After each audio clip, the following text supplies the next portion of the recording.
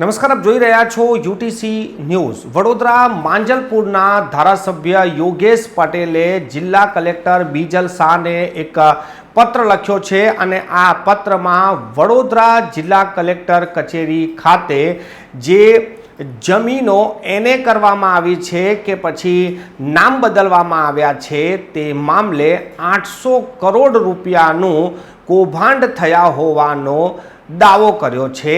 તેમને જિલ્લા કલેક્ટરને પત્ર લખીને આ સમગ્ર મામલે જલ્દી તપાસ કરવા માટે રજૂઆત કરી છે।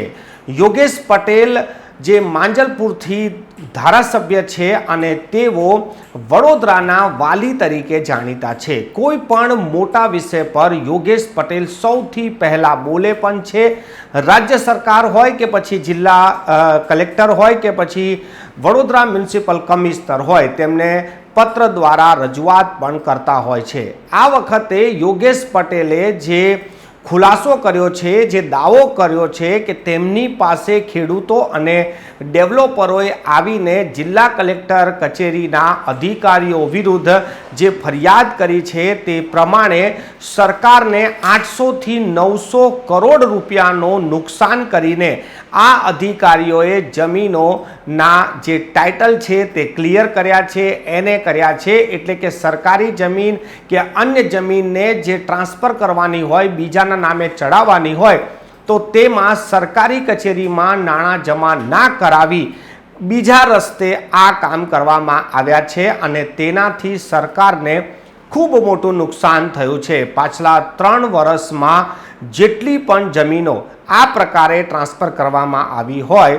તેની તપાસ કરવાની માંગ કરી છે। યોગેશ પટેલે આ મામલે પત્ર લખ્યો છે અને પત્ર લખતાની સાથે જ વડોદરા જિલ્લા કલેક્ટર બીજલ શાહે પણ પત્રકાર પરિષદ કરી આ મામલે જલ્દી જ તપાસ કરવામાં આવશે તેવી બાહેધરી પણ આપી છે। વડોદરા જિલ્લા કલેક્ટર બીજલ શાહે આજે જ આ તપાસની શરૂઆત પણ કરી દીધી છે, પરંતુ તેમના કયા પ્રમાણે આ ખૂબ જ જટિલ અને લાંબી પ્રક્રિયા છે એટલે સમય તો લાગશે।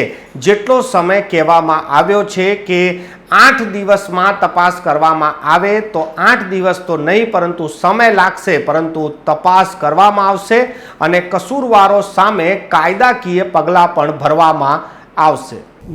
એવી કોઈક ફરિયાદ હશે અને અમને રજૂ કરશે તો એ ચોક્કસ અમે તપાસ કરશું છે। યોગેશ પટેલ દ્વારા આપનો કોન્ટેક્ટ કરીને કહેવામાં આવ્યો છે ખરું કે આટલી ફરિયાદો છે, આપ તપાસ કરો એવું કંઈ?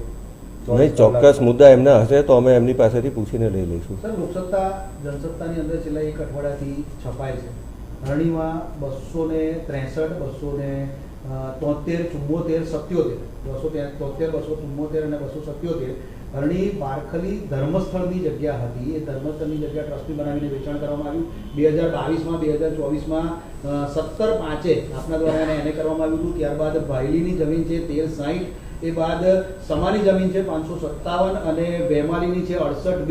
આ ચારે જમીનોની અંદર ખોટા ઓર્ડરો કરવામાં આવ્યા છે, ખોટી રીતે એને દસ્તાવેજ કરવામાં આવેલા છે। તે વખતે સરકારની સામેનો હાઈકોર્ટનો કેસ પેન્ડિંગ હોવા છતાં બારખલી ધર્મસ્થળની જગ્યા હાઈકોર્ટમાં કોઈ કેસ પેન્ડિંગ છે જ નહીં। એમાં હાઈકોર્ટમાં 12/63/2019 અત્યારે પણ પેન્ડિંગ બોલે છે। સાહેબ, આપણે તમારા કોઈ પણ કર્મચારીને બોલાવીને તમારી ઓફિસમાં ખોલીને ચેક કરી શકો છો। 12/63/2019 એ મારા સુધી કોઈ ફાઇલ પર એવી કોઈ રજૂઆત આવેલી નથી। દસ્તાવેજની અંદર એ નોટિંગ મૂકવામાં આવ્યું છે કે હાઈકોર્ટમાં કેસ પેન્ડિંગ છે, છતાં બી દસ્તાવેજ મંજૂર થયો છે અને એ જ દસ્તાવેજના આધારે એને મંજૂર થયું છે। એમાં કંઈક પણ હશે તો એ તો સરકાર પણ નક્કી કરી શકે, કોઈ નિર્ણયમાં ખામી હોય તો। સર, દશરથમાં રાજુ ગોગરીલાલ સાહેબ ખોટા ખેડૂત બન્યા છે। તમારી એક મામલતદાર કચેરી 84C ની નોટિસ પાઠવે છે, છેલ્લા 3 વર્ષથી એને નોટિસ પાઠવે છે, શ્રી સરકાર જમીન નથી થતી। આ બાબતે તપાસ કરશો ખરા? એમાં મેં જે મામલતદારને પૂછ્યું એ પ્રમાણે હાઈકોર્ટે સ્ટે આપ્યો છે એવું મને કહેવામાં આવ્યું છે। બરાબર।